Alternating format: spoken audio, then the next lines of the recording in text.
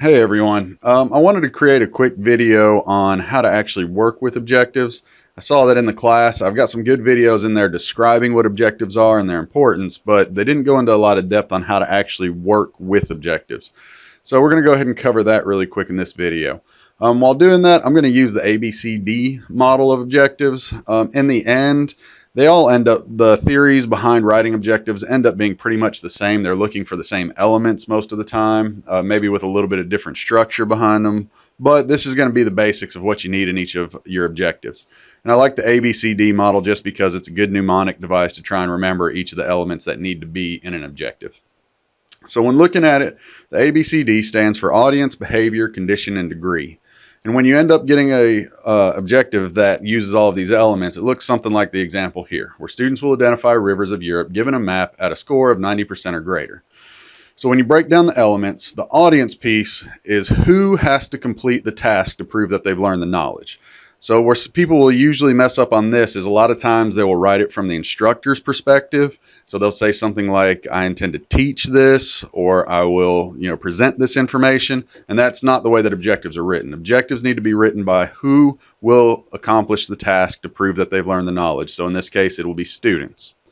And then you move into the behavior piece, which is what action are they going to complete that proves that they either learn the knowledge or can do the skill that they've been taught, something like that. So again, in this case, it's identify the rivers of Europe. And the biggest piece on this is you have to use an action verb. If you don't have an action verb that is measurable, then the objective won't work. Again, the piece that I usually see people running into the problems with this is they'll use verbs that end up looking like action verbs, but they're not actually measurable. The main culprits are usually students will learn, students will understand, students will gain knowledge, and all of those, yes, we want them to do it, but how do you measure understanding? To one person, understanding may be that I can answer a true-false question on it, where to another person, understanding may mean that you have to write a paper. And you can see that inevitably those use a more defined action verb to finish the action that has to be done. So why not go ahead and just use those actions? But those are the three main culprits I usually see there. People will use understand, learn, or gain knowledge. And you need to change that into a better action verb. Now in the class, I put a link over to one of the PDFs that you can end up looking up action verbs that go along with Bloom's taxonomy. All you have to really do is go and Google Bloom's taxonomy action verbs, and you can find tons of lists out there of good verbs to use that will describe the actions you want. And I'll talk a little bit about that later. But again, so the second piece of it is behavior and the action that the students will have to accomplish to prove that they've done something, learned the knowledge or gained the skills. So the next piece is the condition, and this basically defines anything that you're going to need to give to the students in order for them to be able to accomplish the task that you want them to do. So again, in this case here, we're going to give them a map so that they can go in and identify the rivers of Europe. And then lastly, you have the degree, which is what constitutes a successful rate for the student. What number has to be there to prove that they've gained the knowledge of it. So if we were moving on to another subject in this class, we would say that, hey, for the student to really be able to grasp what we're about to take on in the next one, they need to know about 90% worth of these rivers in order for me to feel comfortable moving them forward. So those are the four elements of it. This is an example that's used something more in education, but this can also be translated into trainings for the workforce. So for example, we can look at this one. Firefighters will complete a series of obstacles related to warehouse structures within 5 minutes. So we look at it, and again, you have your audience, our firefighters. What do they have to do? Complete a series of obstacles. What conditions? It's going to be related to warehouse structures, and the degree, they have to finish it within 5 minutes. So again, the ABCD model still falls into either whether it's a training or something more like a school-related scenario. All right, so looking at this, which of these are actually required to be an objective? So obviously, the best type of objective would contain all four of these elements. It gives the student the clear example of what they are going to have to do to prove that they are done with this class or this training or whatever. However, we kind of start as instructional designers getting into some shorthand here and there for various reasons. And so you can kind of eliminate a couple of these. It weakens the ultimate objective, but it still makes it an acceptable objective. So for example, a lot of times, especially in the education ones, we don't include the degree in there. And a lot of that is because, when in education, you kind of have it standardized where the 70s a C, 80s a B, 90s an A, and we want you to strive for the A anyways, and most students want to strive for the A. So everybody knows kind of inherently now a D and a F kind of are failing grades, and anything above it is a passing grade. So you don't really have to specify exactly how much they have to get in those scenarios.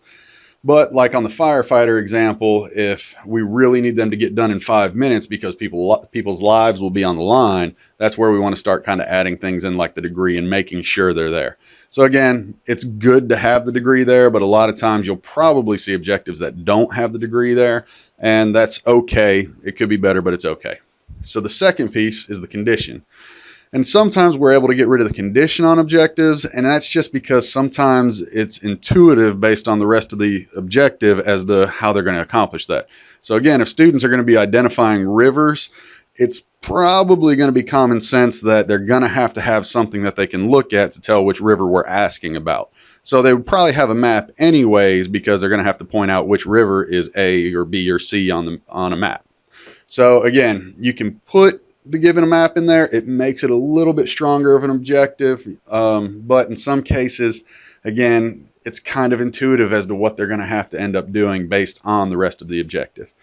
Now, with that being said, the two pieces that are always included in objectives, and this is pretty much universally the standard in instructional design, are the audience and the behavior. You have to be able to tell who has to complete the action, and you have to be able to clearly define the action that they have to complete in order to be successful for the class or the training. All right, so moving forward, what about the wording order? So the two examples I gave above followed the ABCD method exactly. Students will identify rivers of Europe. It starts with the audience, then it moves into behavior, and then it moves into condition. Now, that order doesn't necessarily have to go ABCD. You can put it in any order to make sure that the objective actually sounds like a good, strong, structured sentence. So again, if you look at something like, given a map of Europe, students will identify rivers at a score of 90% or greater, that's just a better sentence. It's a good sentence structure compared to what we did before. Now, again, that gives the condition at the beginning, but that's okay. You don't actually have to go in the order A, B, C, D. You can move that order around as long as the elements are still there. All right, so next one that trips people up on these. What about the behavior? And apparently I misspelled behavior. There we go. We'll try that. All right, so behavior. That doesn't look right. I think I just messed that up too. But anyways, so the behavior part, what you're looking at here is Bloom's taxonomy, and this is what I talked about in the worksheet on trying to look at lower and higher levels, okay? The verb you use, if it's in the lower level, generally speaking, you're emphasizing a little bit less the importance of that objective in the overall grand scheme of things. Now, there's sometimes that all you can do is like a lower level objective, especially if it's terminology or something like that. But when you go higher level on Bloom's, you're more emphasizing the importance of that element. And the reason why is if you're going to do one of the higher levels of Bloom's, it inherently will take in the lower levels with it. So, for example, if you're going to have to analyze something, you're going to have to be able to define it. So analyze is a higher level objective where identify is a lower, but in order to get to the higher, you have to be able to do the lower. So again, when you do a higher level one, you're kind of expecting more from the student, more from the learners, where if you're doing a lower level one, it's a lot of those types that you can kind of guess your way through sometimes. With that being said, I know in education, we really focus on kind of when you're in an undergraduate class, especially a lower level one, you can get away with doing more lower level objectives because a lot of that is intro level stuff, terminologies again, definitions. But when you start getting into your senior year level classes in graduate school especially, we expect to see more higher level objectives because at that point you should be creating knowledge and you should be able to decipher knowledge and you should be able to add to the pool of knowledge that's already out there. So again, as you get further along in your career and you become more of an expert at something, we expect you to be pushed higher into the levels of Bloom's taxonomy rather than the lower ones. Now, that's not saying a 100 level course can't have a good mix of the two, but usually on a 100 level course, you'll see more lower level objectives than you would on somebody ready to go into their dissertation level courses. All right, so with that being said, let me give a couple of examples here. We can use this same objective and look at the behavior piece. So for example, on this objective, you've got students will identify the rivers of Europe given a map. All right, well, if we're talking about a class that's like on climatology and we're focusing on climate change, identifying is a lower level skill, but in the grand scheme of the class, what we're probably talking about is, say, how will climate change affect the way rivers go, and how does that affect the way cities are impacted or areas are impacted. So we may need to just have them identify the river so that we can talk about changes later on. We don't need them to really like dig into what's going on with the rivers. We just need them to physically know, here's where this is on the map, because we're going to look at what a projection of that same river looks like 30 years from now.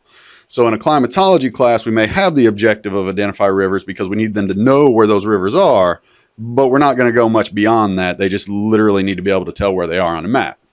But that same objective taken into something like a human expansion class, we may have to make that a little bit more important.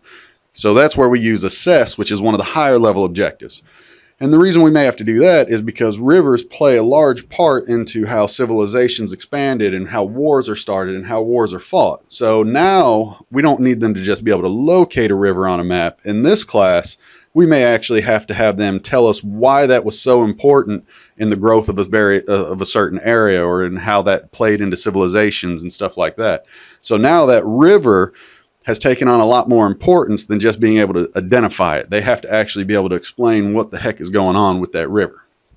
And then a middle ground would be something like in a European history class. Now that river has more importance, especially if it's something like the Rhine or the Danube. It has a lot more importance, but we don't need them to write a term paper so much on it as we do, maybe just a couple of questions or something. So discuss. Maybe we have, tell me why the Danube was so important in a discussion board. It doesn't take like a full term to develop that thought, but it takes a little bit more than a multiple choice type question, because this is a middle level objective. We have a little bit more importance on that. But this is just an example of how just that little thing of taking a river out of Europe, depending on the class and the situation, you can make that into a lower level objective, a higher level objective, or a middle level objective.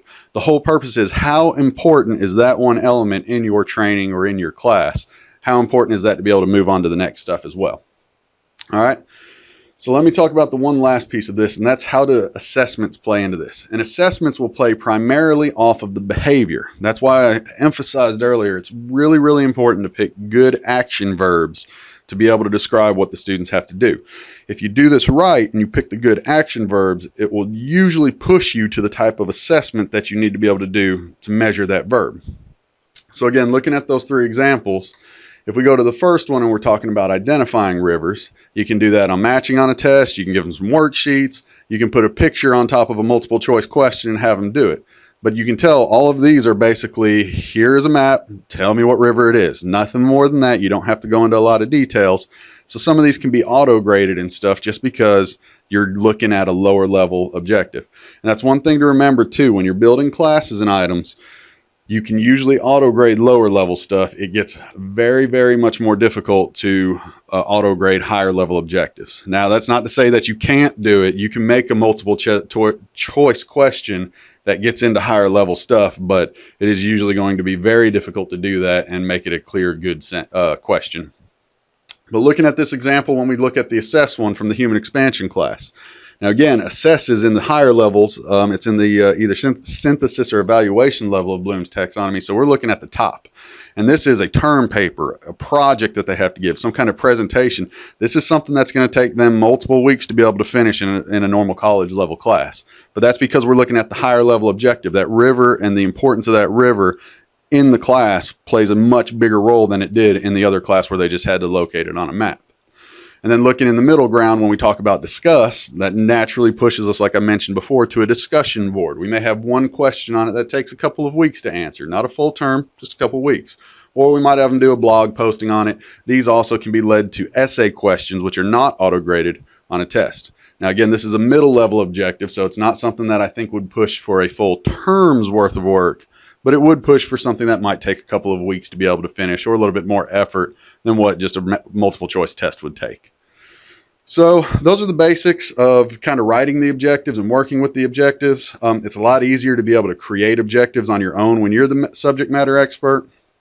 But kind of following these principles and thinking through it and working with it, being creative with it, even if a subject matter expert ends up giving you some objectives, you should be able to kind of start working them and formatting them into this structure, and have a good understanding of it to be able to explain to them and have them accept too that yes, this is the way that objective needs to work so that we can build this thing right going forward. So with that, I'm just going to finish up with, remember the audience, as it says there, who's performing the action.